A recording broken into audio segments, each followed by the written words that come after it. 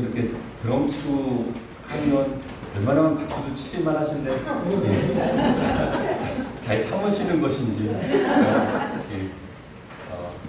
우리가 예배 안에서는 조금 더 저는 자유로웠으면 좋겠다라는 생각이 났습니다. 그래서 신나면 이렇게 찬양하실 때 박수도 좀 하시고, 그리고 은혜가 되시면 좀 손도 들고 찬양도 하시고, 좀 기쁘면 좀 일어나서 춤도 추시고, 그런 모습들이 좀 우리들 가운데 조금 더 회복되면 어떨까라는 생각들을 가져보게 됩니다.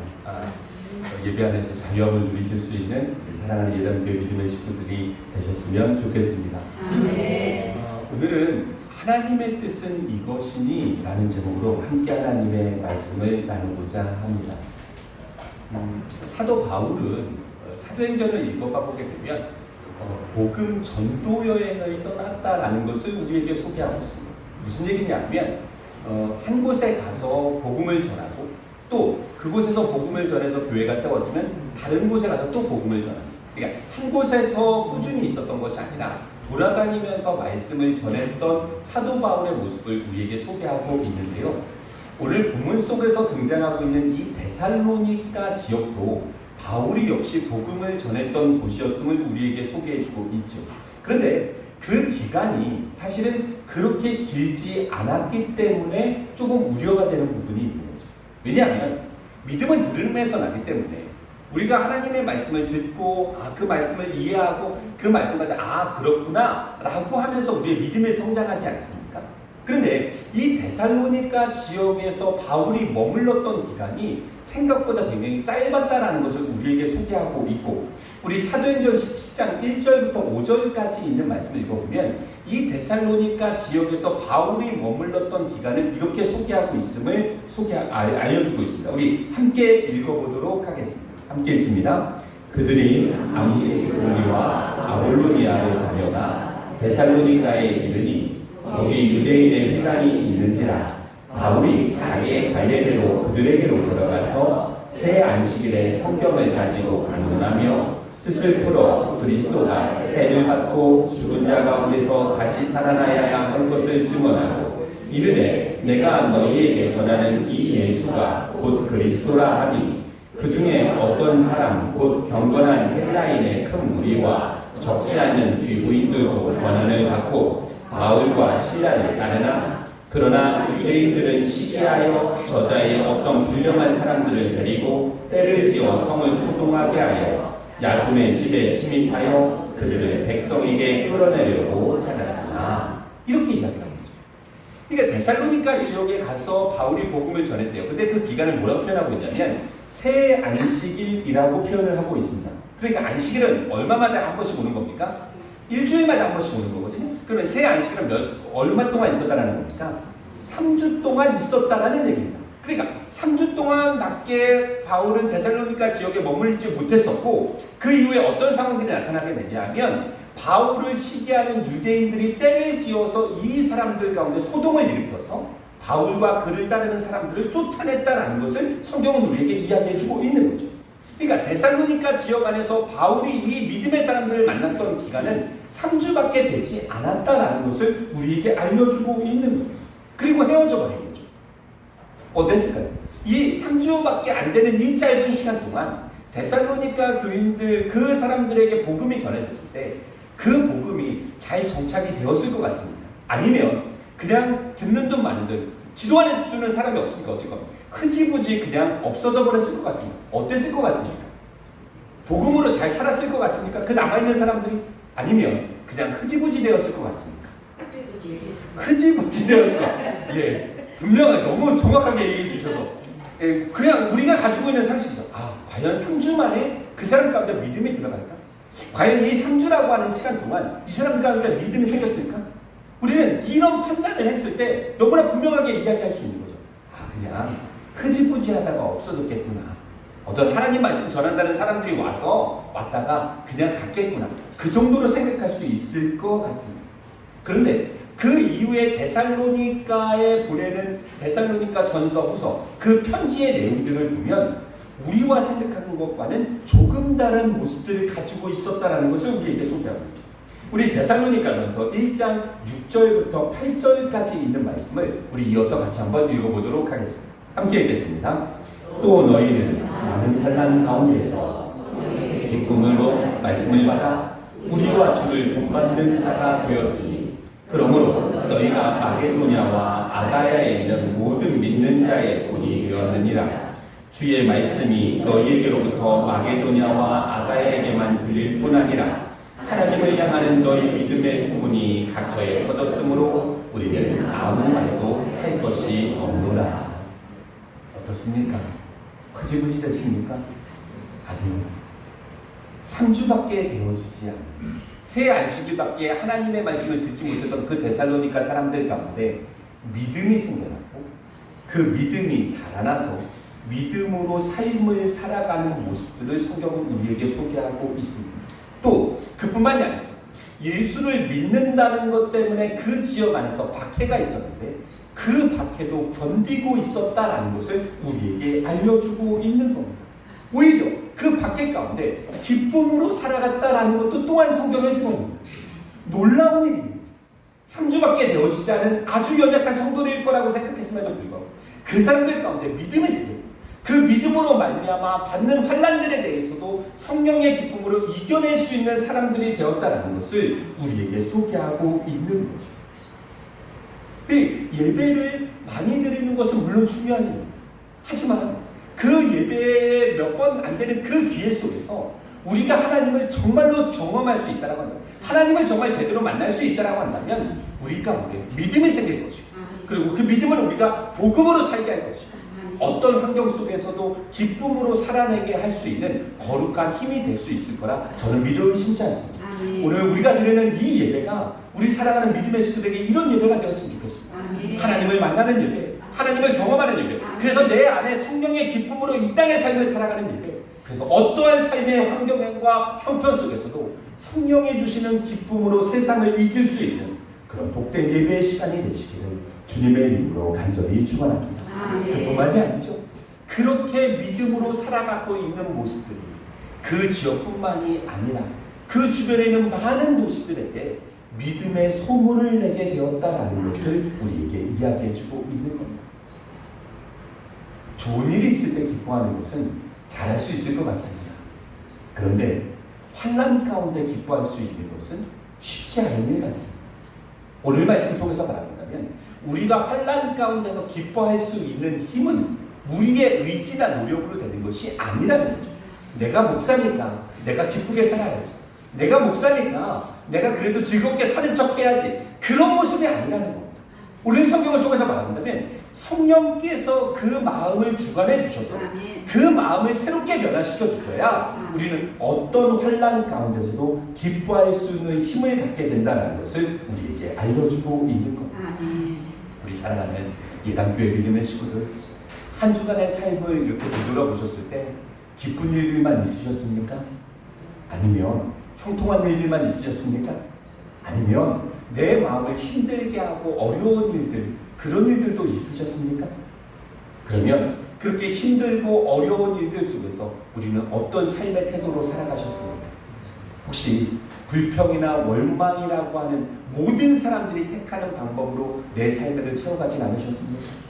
아니면 성령께서 주시는 기쁨으로 그 어려운 삶의 환경 속에서도, 그 힘든 삶의 환경 속에서도 기쁨과 즐거움으로 살아가셨습니까? 어떻게 살아가셨습니까? 1번 성령께서 주시는 기쁨, 2번 불평과 원망. 몇 번입니까? 1번. 네, 1번으로 살아가셨습니까? 아까는 왜 대답 안 하셨습니까? 중요한 거죠. 그러니까 결국 우리가 그리스도인이라고 할 수 있는 이유는 바로 거기에 있는 거죠.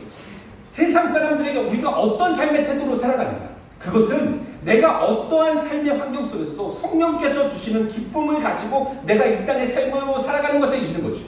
그것을 내 의지나 노력으로 되어지는 것이 아니라, 내가 가지고 있는 신앙의 직분으로 되어지는 것이 아니라 성령께서 우리 안에 계실 때 가능한 모습이라고 성경은 우리에게 이야기해주고 있는 겁니다. 그리고 그런 기쁨을 가지고 살아가면 그 주변에 있는 사람들에게 소문이 나기 시작하는 거죠. 저 사람은 하나님 믿기 때문에 그 하나님이 주시는 기쁨으로 저렇게 즐거워하면서 살아갈 수 있는 거야. 그런 소문이 나기 시작합니다. 저는 저희 믿음의 식구들이 그런 거룩한 소문의 주체들이 되시기를 주님의 이름으로 간절히 축원합니다. 우리 예담교회가 이 지역 안에 그런 거룩한 소문을 낼 수 있는 복된 주체가 되기를 주님의 이름으로 간절히 축원합니다. 옆에 계신 분들 쳐다보시면서 우리 이렇게 함께 건면할 수 있으면 좋겠습니다. 옆에 계신 분들 잘 쳐다보시고 째려보지 마시고 눈을 잘 맞추신다면 이렇게 한번 인사하시면 좋겠습니다. 당신을 통해 하나님의 좋은 소문이 났으면 좋겠습니다. 다시 한번요. 당신을 통해 하나님의 좋은 소문이 났으면 좋겠습니다. 그렇습니다. 결국 우리가 살아가는 삶의 모습이 변화되지를 않으면 세상 사람들은 우리를 통해서 하나님을 알 수 있는 방법이 없는 겁니다. 나는 이렇게 예배를 잘 드리는 모습처럼 내 삶의 자리 속에서 하나님과 함께하는 삶의 모습이 회복되어져야 되는 거죠. 이 모습이 우리들 가운데 소망이 되시기를 주님의 이름으로 간절히 축원합니다. 오늘 본문 말씀을 생각해 보면 이 모습이 너무나 귀한 거죠. 바울 입장에서 얼마나 고맙겠습니까? 3주밖에 되지 않은 이 연약한 성도들이 믿음을 지키기 시작하고 그리고 환난 가운데서 기뻐할 수 있었고 그리고 그 거룩한 소문들을 내는 존재들이 됐습니다. 얼마나 기뻐했겠어요. 그래서 우리가 데살로니가서서 읽지는 않았지만 바울이 뭐라고 이야기합니까? 내가 기도할 때마다 너희를 기억하라. 기도할 때마다 너희 때문에 감사하다라는 거죠. 바울의 기쁨은 거기 있는 거죠. 믿음의 성도들이 믿음 안에서 잘 살아가는 그 삶의 모습이 하나님 앞에 감사의 조건이었다. 그럼 저한테는 감사의 조건이 뭐겠습니까? 김상래 목사가 감사할 수 있는 조건은 뭐겠습니까? 그렇죠? 우리 예담교회 믿음의 식구들이 믿음 안에서 살아갈 때 그 믿음 안에서 살아가는 그 거룩한 소문들이 그 주변에 퍼져나갈 때 그것이 저에게 기쁨이 되지 않겠습니까? 제가 한 주간 동안 기뻐하면서 살아가도 되겠습니까? 아멘 소리가 아까보다 훨씬 작아지셨는데 결국 우리는 그렇게 살아가야 돼요. 우리의 삶의 모습이 회복될 때 우리는 진정한 그리스도인으로서의 거룩함을 드러낼 수 있게 되어집니다. 그러니 바울 입장에서 생각해 본다면 데살로니가 교회 성도들 다시 만나고 싶었을까요? 안 만나고 싶었을까요? 만나고 싶었겠죠. 당연히 만나고 싶었겠죠. 3주밖에 되지 않았고 그리고 이 사람들의 믿음이 계속 자란다라고 하는 얘기가 들리니까 얼만큼 만나고 싶었겠습니까? 그런데 만나는 게 여의치 않았다라는 거예요. 근데 그 이유에 대해서 바울이 뭐라고 이야기를 하고 있냐면 데살로니가전서 2장 17절부터 20절까지 있는 말씀을 우리 같이 한번 읽어보도록 하겠습니다. 함께 읽겠습니다. 형제들아 우리가 잠시 너희를 떠난 것은 얼굴이요 마음은 아니니 너희 얼굴 보기를 열정으로 더욱 힘썼노라. 그러므로 나 바울은 한 번 두 번 너희에게 가고자 하였으나 사탄이 우리를 막았도다. 우리의 소망이나 기쁨이나 자랑의 면류관이 무엇이냐? 그가 강림하실 때 우리 주 예수 앞에 너희가 아니냐? 너희는 우리의 영광이요 기쁨이니라. 바울이 이렇게 이야기하죠. 너희는 나의 소망이고 기쁨이고 자랑의 면류관이라는 겁니다. 너희는 우리의 영광이라고 이야기를 하면서 나는 너희를 보기를 너무나 원했는데 이것이 되어지지 않았다라는 거예요. 계속 막혔다라는 거예요. 근데 그 이유를 뭐라고 이야기하고 있습니까? 사탄이 우리를 막았다라는 겁니다. 사탄이라고 하는 실체를 우리는 사실 보지 못합니다. 이 영적인 존재이기 때문에 그렇거든요. 그런데 이 사탄이 하는 일들은 너무나 분명한 거죠. 뭐를 하는 겁니까? 믿음의 교제를 하지 못하게 막는 일들을 하는 겁니다. 우리는 이 예배 공동체 안에서 예배라고 하는 방식을 통해 믿음의 교제를 하게 됩니다. 그렇죠? 그러면 내가 이 예배에 나오는 것은 하나님께서 기뻐하시는 일이 되어지는 것이고 그러면 이 기뻐하는 일들을 함에 있어서의 사탄의 역할은 너무나 분명한 거죠. 뭐를 하는 겁니까? 막는 겁니다. 나오지 못하게 막는 것이고 우리의 마음을 불편하게 하는 것이고 뭔가 나올 수 없는 구조와 상황들을 계속 만들어가는 일들을 하는 겁니다. 저는 저희 믿음의 식구들이 우리의 영적인 눈이 떠져서 이 상황들을 우리의 마음으로 잘 체크할 수 있으시기를 주님의 이름으로 간절히 축원합니다. 굉장히 중요한 거죠. 사탄이 하는 일들은 너무나 분명합니다. 믿음의 교제를 하지 못하게 만드는 거죠. 저는 저희 믿음의 식구들이 삶의 상황 때문에 예배 자리에 나오지 못하는 상황들이 있다는 건 충분히 이해할 수 있습니다. 하지만 내 마음이 갈팡질팡할 때가 있지 않습니까? 그런 경험들 없으신가요? 교회에 가야 돼, 교회에 막 같이 말아야 돼, 그런 고민하실 때 있지 않습니까? 근데 그 고민 앞에서는 절대적으로 하나님을 선택하시기를 주님의 이름으로 간절히 축원합니다. 사탄은 너무나 분명한 일들을 하는 거죠. 믿음의 교제를 하지 못하게 만드는 겁니다. 예배 자리에 나오지 못하게 만드는 겁니다. 우리는 그 계략을 알기 때문에 더 이상 그 계략에 속지 않아야 될 것입니다. 그렇게 가기를 원하는데 만나지 못했던 사도 바울은 데살로니가 성도들에게 편지로서 하나님의 말씀을 전하게 되어진 거죠. 오늘 우리가 읽은 본문 말씀은 그 본문 말씀 중에 일부를 우리가 함께 살펴보았는데요. 하나님께서 너희에게 원하시는 것이 있다.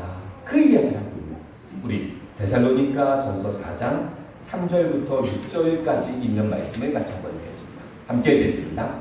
하나님의 뜻은 이것이니 너희의 거룩함이나 곧 음란을 버리고 각각 거룩함과 존귀함으로 자기의 아내 대할 줄을 알고 하나님을 모르는 이방인과 같이 세력을 따르지 말고 이 일의 분수를 넘어서 형제를 해하지 말라. 이는 우리가 너희에게 미리 말하고 증언하는 것과 같이 이 모든 일에 주께서 시원하여 주시리라. 바울은 데살로니가 성도들에게 이렇게 이야기하고 있습니다. 하나님의 뜻은 이것인데 너희의 무엇을 원한다고요? 거룩함을 원한다라는 겁니다. 그러니까 하나님은 하나님을 믿는 백성들이 거룩함을 갖기를 원하신다라는 것을 성경은 우리에게 이야기해 줍니다. 레위기서에 읽어보면 사실은 이 거룩함이라고 하는 속성은 하나님께만 있는 아주 고유한 속성이었습니다. 그러니까 거룩함이라고 하는 것은 아무에게나 붙일 수 없는 거죠. 누구에게만 붙일 수 있는 겁니까? 하나님께만 붙일 수 있는 겁니다. 그런데 하나님은 뭐라고 말씀하셨냐면 내가 거룩하니 너희도 거룩하라는 겁니다. 그러니까 신앙의 목적을 우리가 굳이 생각을 해본다면 신앙의 대상을 닮아가는 데 있어야 되는 겁니다. 내가 예수를 믿는 이유는 내가 잘 먹고 내가 잘 살고 내가 건강하고 내 안에 있는 문제가 해결되어지는 것이 최종 목적이 아니라 신앙의 대상을 닮아가는 것이 우리 신앙의 목적이 되어져야 됩니다. 그래서 하나님께서 거룩하시기 때문에 우리도 어떤 삶을 살아야 되는 겁니까? 거룩한 삶을 살아갈 수 있어야 되는 겁니다. 그래서 우리 가운데 정말로 회복해야 될 모습들은 바로 이런 거룩함이 되어지는 거죠. 그런데 오늘 본문 말씀 속에서 하나님께서 원하시는 거룩함은 무엇이었냐면 이런 거였습니다. 자신의 아내를 존귀하게 여길 수 있는 것, 이것도 뭐라는 거예요? 거룩함이다. 그러니까 내가 남편된 존재로서 내 아내를 존귀하게 여기는 것도 하나님 편에서는 뭐가 된다라는 겁니까? 거룩함이라는 겁니다. 또 내가 내 아내 외에 다른 세력을 따르지 않는 것, 그것도 뭐가 된다는 거예요? 거룩함이라는 거예요. 이게 무엇을 이야기하고 있냐면 이 당시 시대적 상황과 맞물려 있는 거죠. 그러니까 이 당시 시대적 상황들 속에서 남자들이 어떻게 되어 있다는 거예요? 자기의 부인들을 존귀하게 대하지 않았다는 겁니다. 그리고 자기 부인이 아닌 다른 여인들을 탐하면서 살아가는 데 아주 보편적인 삶의 모습이었다는 겁니다. 근데 이런 삶의 모습 속에서 하나님의 말씀이 너무나 분명한 거죠. 너희를 향한 하나님의 거룩함은 두 가지인데 하나는 너희 아내를 어떻게 해요? 존귀하게 여기라는. 세번역 성경은 뭐라고 이야기하고 있냐면 존중해 주라는 겁니다. 저는 저희 우리 남편들 우리 믿음의 식구들이 우리 사랑하는 아내들을 존중하면서 살아갈 수 있으시기를 주님의 이름으로 간절히 축원합니다. 이것이 성경에서 이야기하고 있는 거룩함이 되어집니다. 우리 여자 권사님들만 말씀에 아멘을 하셔서 깜짝 놀랐습니다. 그러니까 이건 되게 중요한 거죠. 우리가 부부의 관계를 맺어가면서 그 아내를 존귀하게 여길 수 있는 것은 우리가 하나님 앞에 회복해야 될 거룩함의 모습이 되어지는 겁니다. 그 모습을 성경은 우리에게 이야기해주고 있는 거죠. 그 시대 사람들이 그렇게 살고 있으니까 너희는 그렇게 살면 안 된다. 그래서 거룩함이라고 하는 것의 히브리어를 명사로는 코데시, 형용사로는 카도시라고도 이야기를 하는데 그 의미를 보면 무슨 의미가 있냐면 분리 혹은 다름이라고 하는 의미를 가지고 있습니다. 하나님께서 원하시는 모습은 너무나 분명한 거죠. 삶의 모습 속에서 세상과는 조금 다른 모습이 우리들 가운데 거룩함으로 회복되어져야 된다는 거예요. 세상 사람들이 다 그렇게 살아가는 삶의 모습 따라 살아가는 것이 아니라 그 사람과는 뭔가 다른, 그 사람과는 뭔가 분리된 그런 삶의 모습들이 우리들 가운데 회복되어져야 됨을 성경은 우리에게 이야기해 주고 있는 겁니다. 이 모습들이 회복되어지지 않으면 우리는 하나님의 거룩함을 드러낼 수 있는 방법이 없게 되어지는 거죠. 그러면 우리는 조금 더 확장을 해서 우리가 가지고 있는 그런 삶의 행동 하나하나가 거룩해져야 된다고 한다면 우리의 말도 마찬가지 아니겠습니까? 내가 하는 말도 하나님의 거룩함으로 좀 변화될 수 있어야 되지 않겠습니까? 어떤 말을 해야 될까? 고민되십니까? 성경은 우리에게 이렇게 증언하고 있습니다. 우리 오늘 끝으로 에베소서 5장 3절 4절에 있는 말씀을 같이 한번 읽어보도록 하겠습니다. 함께 읽겠습니다. 음행과 온갖 더러운 것과 탐욕 너희 중에서 그 이름조차도 부르지 말라. 이는 성도에게 마땅한 말이라. 누추함과 어리석은 말이나 희롱의 말이 마땅치 아니하니 오히려 감사하는 말을 하라. 음란한 것 따르지 말라는 겁니다. 그뿐만이 아니죠. 말에 대해서 분명히 이야기하고 있죠. 누추함과 어리석은 말, 다른 사람을 희롱하는 말, 그것도 우리에게 뭐라고요? 마땅치 않다라는 겁니다. 우리가 하나님의 거룩함, 하나님의 뜻을 회복하기 위해서 우리가 할 수 있는 말 한 가지를 성경은 뭐라고 이야기하고 있습니까? 감사하는 말이 우리가 거룩함을 드러낼 수 있는 말이라는 겁니다. 그러니까 내 삶의 자리 속에서 내가 하나님을 향해 감사할 수 있는 것, 내 삶의 자리 속에서 하나님 앞에 감사함의 조건을 찾을 수 있는 것, 그것이 우리의 삶을 거룩하게 만드는 삶의 모습 중에 한 가지가 될 수 있다라고 이야기하고 있는 거예요. 저는 저희 믿음의 식구들이 한 주간 동안 많은 말씀을 하실 것 같습니다. 근데 그 하시는 말씀 중에 다른 사람에 대해서 희롱하는 말, 다른 사람들을 낮추는 말, 그런 말들을 하지 않으시기를 주님의 이름으로 간절히 축원합니다. 불평하는 말, 원망하는 말, 그런 말들은 우리에게 어울리겠습니까? 아닙니다. 그런 말들도 우리에게는 어울리지 않는 겁니다. 성경에서 말하고 있는 한 가지 말, 한 가지 방향성은 어떤 말입니까? 감사하는 말 하면서 하라는 겁니다. 내 삶의 자리 속에 감사가 좀 회복되어져야 되는 거죠. 내 삶의 자리 속에 감사한 것들이 좀 더 많이 보여야 되는 거죠. 그것들이 우리들 가운데 회복되어질 때 우리의 삶이 하나님의 거룩함을 담아낼 수 있다라고 성경은 우리에게 이야기해주고 있는 겁니다. 이 땅의 삶을 살아가면서 우리는 하나님 닮은 모습으로 살아가야 됩니다. 그것이 하나님의 거룩함이니까요. 내가 거룩한 것처럼 너희도 거룩하라고 했습니다. 우리는 하나님 닮아가는 거룩한 모습을 살아갈 수 있어야 됩니다. 제가 끝으로 드리고 싶은 질문은 우리 사랑하는 믿음의 식구들 삶의 모습 속에 하나님께서 원하시는 모습만 갖고 계신가요? 어떻습니까? 내 삶의 모습 속에 하나님께서 원하시는 모습만 갖고 계신가요?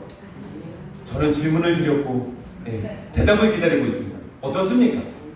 하나님께서 원하시지 않는 모습들도 있습니까? 분명합니까? 그러면 그 모습은 어떻게 해야 됩니까? 그렇죠. 이 모습은 버려야 되는 거예요. 이 모습은 회개해야 되는 겁니다. 이 모습은 변화되어져야 되는 겁니다. 이것이 내가 하나님의 거룩함을 드러낼 수 있는 아주 좋은 도구가 된다는 거죠. 데살로니가 교회 성도들에게는 어떤 모습이 필요했습니까? 아내를 존중히 여기는 모습이 필요했다는 겁니다. 그 전까지 존중히 여기지 않았지만 이제는 존중히 여기는 모습이 필요했다는 겁니다.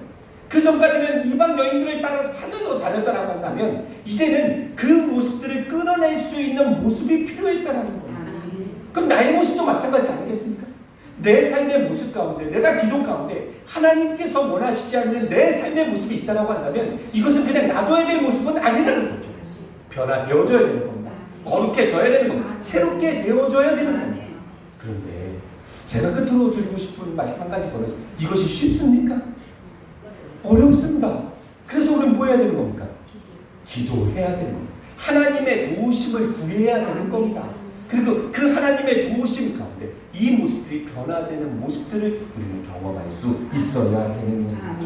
내가 아무리 좋아도 하나님께서 원하시지 않으면 변화될 수 있어야 되는 겁니다.